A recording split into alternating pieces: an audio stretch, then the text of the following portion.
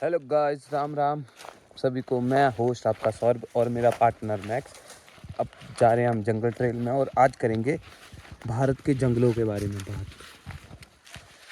भारतीय जंगल केवल पेड़ पौधों का समूह नहीं है, ये एक जीवित तंत्र है जहाँ पर पेड़ पौधे, जानवर, पक्षी, कीट, मिट्टी और पानी, हवा सभी एक दूसरे पर निर्भर रहते हैं। भारत में ना कई प्रकार के जंगल पाए जाते हैं, जैसे पश्चिमी घाट वाले वर्षा वन। यहाँ पर साल भर वर्षा होती है, पेड़ घने और सदाबहार होते हैं। ये क्षेत्र जैव विविधता से भरपूर है। अभी दूसरा जंगल होता है हिमालयन वन। हिमाचल और उत्तराखंड जैसे क्षेत्रों में देवदार और चीड़ के वृक्ष पाए जाते हैं। यहाँ की ठंडी जलवायु और वातावरण में धुंध रहती है। मध्य भारत के पर्णपाती वन, गर्मी के मौसम में ये पेड़ अपने सारे पत्ते गिरा देता है। ये क्षेत्र जहाँ पर सबसे ज़्यादा बाघ पाए जाते हैं। अभी आगे मैंग्रोव जंगल यानी कि सुंदरवन के जंगल। यहाँ भूमि और जल एक साथ मिलते हैं। ये क्षेत्र ज्वार भाटा से प्रभावित रहता है। High tide. अभी भारत के जंगल में भोजन श्रृंखला और शक्ति संतुलन कैसे रहता है। जंगल में हर जीव का एक स्थान होता है। इसके मुख्य शिकारी हैं बंगाल टाइगर, इंडियन लेपर्ड, ढोल कुत्ते हो गए। भोजन श्रृंखला का क्रम कैसे होता है। घास को हिरण को घास खाता है। नहीं, घास को हिरण खाता है। हिरण को तेंदुआ या जंगली कुत्ते शिकार बनाते हैं। तेंदुओं को चुनौती देने वाला शीश का शिकारी बाघ होता है। ये व्यवस्था जंगल में संतुलन बनाए रखती है। बाघ अपने क्षेत्र को चिन्हित करता है, उसका दूसरे भाग में उसके क्षेत्र में दूसरा बाघ प्रवेश करे तो संघर्ष होता है, यानी कि लड़ाई होती है। झुंड का जीवन कैसे होता है और बुद्धिमान प्राणी कौन है। इंडियन एलिफेंट इंटेलिजेंट प्राणियों में आते हैं। हाथियों का झुंड माता नेतृत्व करती है। इसका हेड हाई सुप्रीम कोर्ट मादा ही होती है, उसकी एक सबसे बूढ़ी मादा होगी। वे रास्ते और जल स्रोतों को वर्षों तक याद रखती है। उनकी याददाश्त बहुत अच्छी होती है हाथियों की, वो ही मादा याद रखती है। इंडियन गौर अत्यंत शक्तिशाली और समूह में रहने वाले प्राणी। स्लॉथ बेयर स्वभाव से उनका मूड का कोई नहीं पता लगा सकता। खतरा महसूस होने पर आक्रमण कर सकता है, यानी कि इसके मूड के डिपेंड होता है। अगर इसने जिद मान ली कि आप पे आक्रमण करेगा तो करेगा। फिर ये इसके मूड का आप पता नहीं लगा सकते।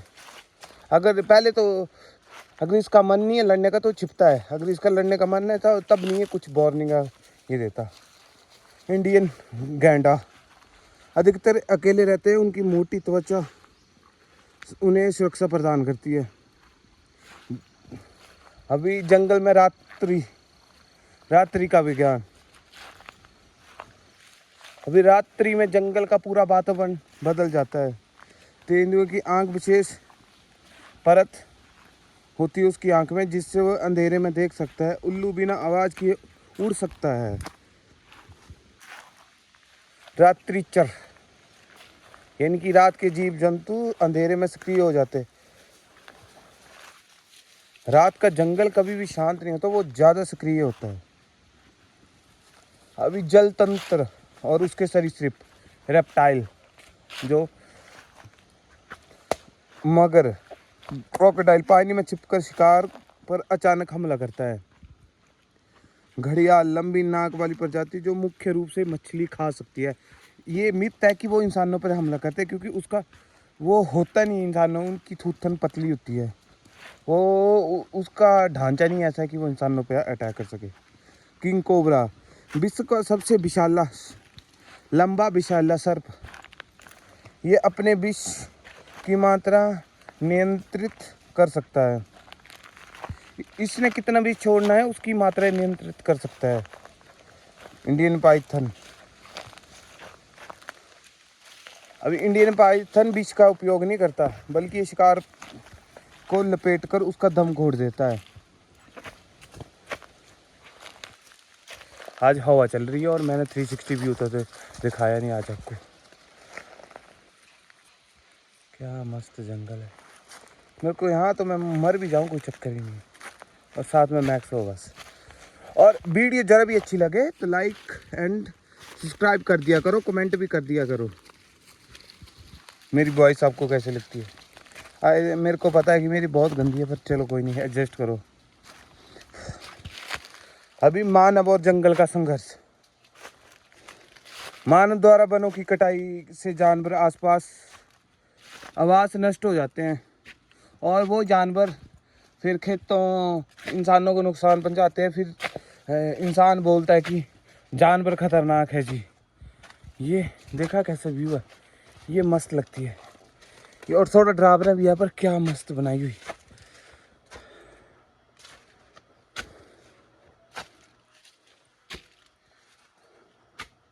अभी सरकार द्वारा चलाए तो जा रहे हैं संरक्षण कार्यक्रम, जैसे कि प्रोजेक्ट टाइगर वन्य जीव रक्षा के लिए प्रयास कर तो रहे हैं, बट जब तक आम इंसान नहीं मानेगा।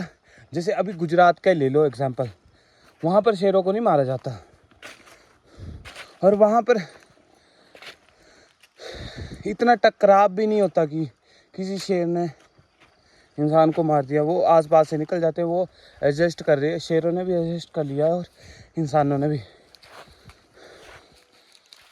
और सरकार भी उनको, जैसे किसी के मवेशी मार दी तो सरकार भी उनको मुआवजा दे देती, तभी तो वहाँ पर संतुलन बना हुआ।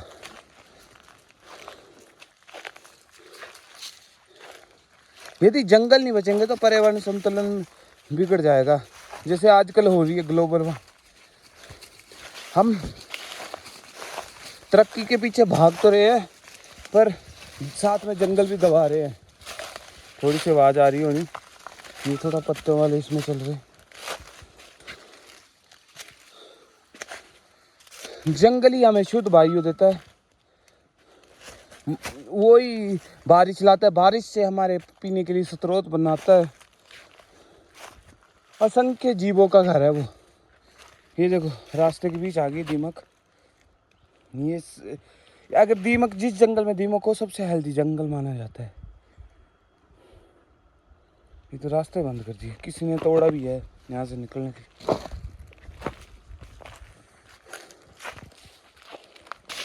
अभी थोड़ा सा ऊपर खेतों में आ चुके हैं हम। अभी 360 व्यू इधर की जंगल को थोड़ा टाप के ऊपर को खेतों की तरफ आ चुके हैं। आज मौसम थोड़ा बारिश वाला।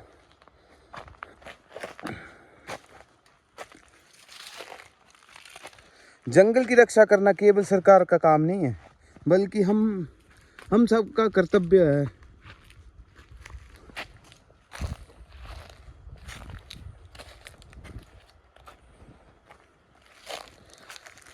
भाई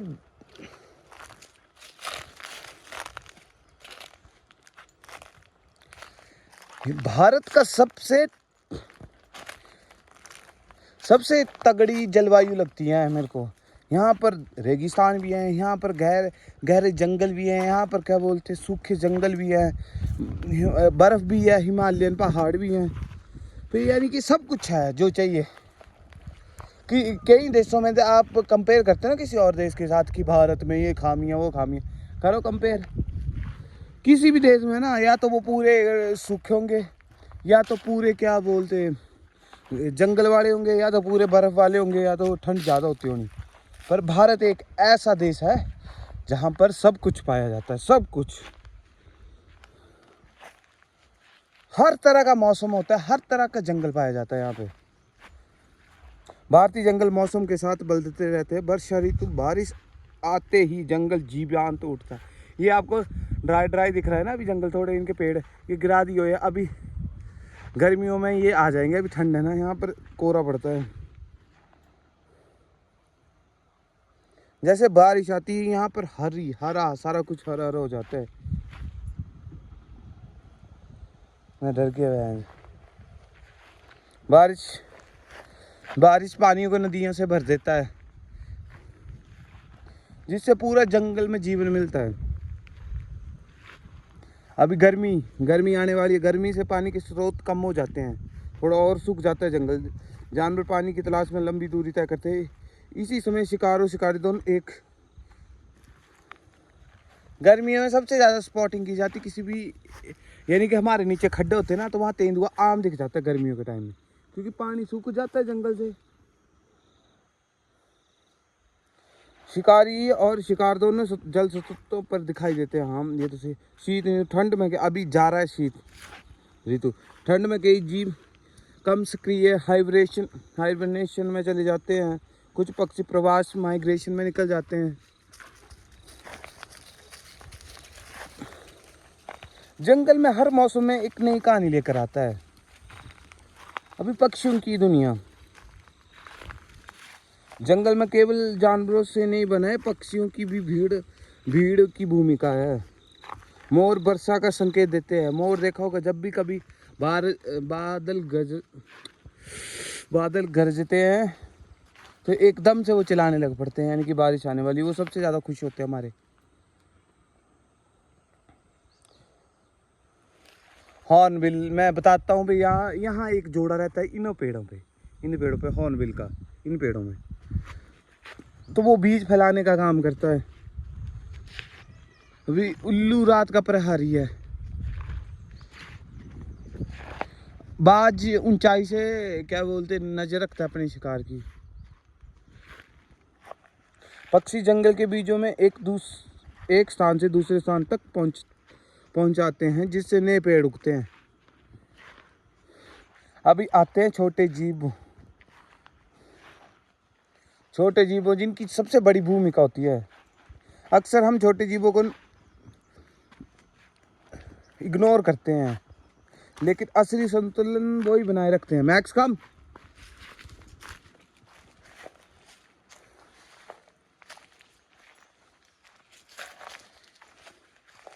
चींटियाँ जो आप बोलते हैं ना, चींटियाँ क्या करती हैं? चींटियाँ मिट्टी को उपजाऊ बनाती हैं। देखा नहीं, ये लोग क्या करते हैं, अपने खेतों में ज़्यादा पैदावार और फसलों को कीड़ा ना लगे तो उसके लिए दवाइयाँ खेतों में डालते हैं। तो उससे क्या होता है, उससे जो ये चींटियाँ होती हैं जो उपजाऊ करती हैं मिट्टी को, वो भी मर जाती है साथ में। जो डिकम्पोज करती हैं तो वो भी मर जाते हैं, जिससे देखा होगा 1-2 साल तो फसल बड़ी बड़ी उगती है, फिर एकदम डाउन होने लग पड़ती है, जैसे ये खेत बंजर बने हुए। ये सब इनकी गलती है। अभी दीमक का काम होता है। मैंने बामी दिखाई कि सबसे ज़्यादा स्वस्थ जंगल वही माना जाता है जिसमें दीमक के बामियाँ हों। ये देखो 1-2 तो यही है मेरे सामने। दीमक का काम होता है सूखी कचरे को डिकम्पोज करना। अभी मधुमक्खियाँ का काम बड़ा तगड़ा होता है। मधुमक्खियाँ पॉलिनेशन करती हैं। तितलियाँ पौधों को प्रजनन करने के सहायक होती हैं। ये पढ़ा ही होगा आपने सभी ने। ये छोटे जीव समाप्त हो जाएं तो पूरा जंगल धीरे धीरे कमज़ोर हो जाएगा। अभी इसके ऊपर कल करेंगे, जंगल के ऊपर क्या प्रभाव पड़ता है इंसानों का। आज के लिए इतना काफ़ी। मैं आपका होस्ट सौरभ लेता हूँ एक विदा। कल और एक नई वीडियो के साथ आऊँगा। तब तक के लिए सबको राम राम, और लाइक और सब्सक्राइब कर देना वीडियो को, चैनल को।